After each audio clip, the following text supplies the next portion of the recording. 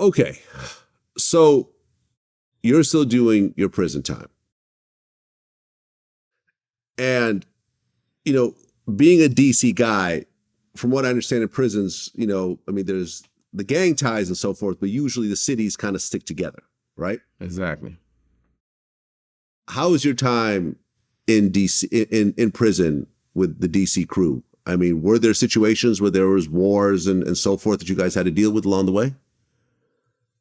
It's always, if you're from DC, it's always going to be situations in prison. You know what I'm saying?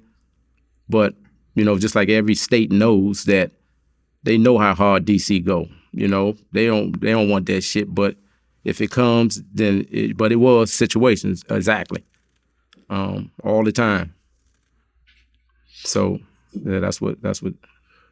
What do you think was the most serious situation you got into in prison? Well, not me personally, but I'm just saying, just DC in general, there's a whole lot of stuff that happened, man. Some shit can happen down the hallway. Some shit can happen in the unit right there, with you. But I've never been that basically that kind of guy with that prison shit, man. That shit it gets you no money. It's sometimes if something is unavoidable, then it's unavoidable. But just a lot of shit with the prison shit, it ain't worth shit, in my opinion, for the most part. So that was something that I, shied away from a lot. Especially if there's no money involved, if that's what my thing was at the time, if there's no money involved, that shit is frivolous to me, But shit always happened. But most of the shit that happened in prison is about small shit, dumb shit, man, in my opinion, And yeah, that wasn't my thing, man, So yeah, but a lot of things happen, man. But that don't always mean that you personally involved because it happened. Even if it is your city, you try to give your 2 cents. Sometimes you try to mediate shit, and sometimes it works, sometimes it don't, and sometimes you got to back away and let it happen. And that's what it is. A lot of people I spoke to that have done prison time, they talked about the prison rapes. And they talked about how sometimes the younger dudes would come in and the older dudes would basically gang rape them and so forth. You yourself, did you see this type of thing happening in prison? No, I was never around that shit. I never saw it happen.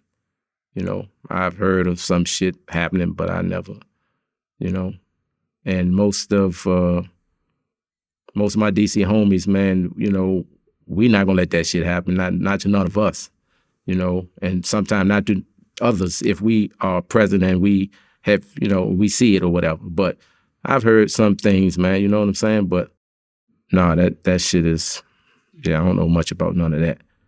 Yeah. Well, after Rayful cooperated, your son went to go see you. And I guess he was around 16 years old at the time. And you guys actually talked about the whole Rayful cooperating situation. Right. And I guess that was only the second time he actually got to go see you. So how was that meeting like? He had questions, as a 16-year-old.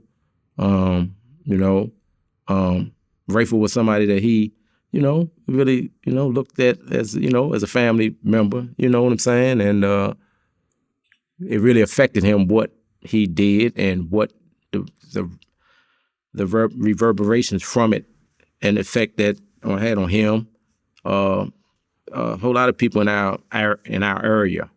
So, and he had questions about how he wanted to proceed, concerning that. And, as a father, you got to deal with that and try to enlighten your child, protect your child, and that's what our conversation was, just somewhat about that. It wasn't no long conversation on that. We had a lot of other things to talk about, but yeah, we discussed that. We discussed, Rayful, and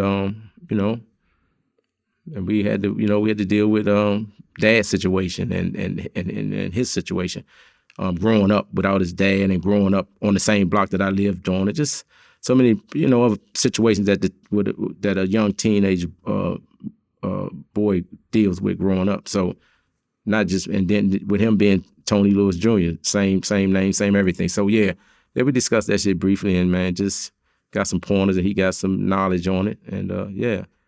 And then I learned some things that didn't know about, like these phone call shit, and I'm grateful calling way more than I knew, and just different little things. Yeah. So yeah, we talked about that. Well, your son, who has the same name as you, Right. except for Junior, he actually Right. has like father, like son tattooed on his arm. Right. But unlike his father, he decided to go a different route. Exactly. And by 2010, he started an organization called Sons of Life. Right. Tell me about that organization. Oh yeah, man. My son, he has made me so proud of him, man. So that's what kept me going, actually, man. To see his accomplishments and to see the difference in him.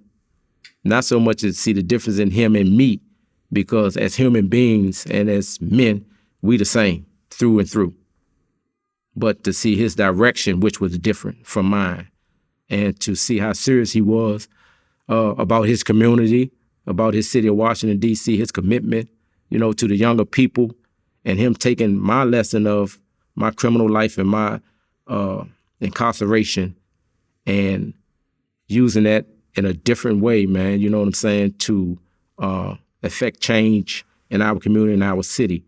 And I'm just the proudest father in the world, always have been back from, I say, 2007, when he really got his prominence, man, So just the great things that he do, that helped me every day, man, with motivating me, man, in prison with all the nonsense and, the negative shit that I was around every day in prison. So, yeah, man, and,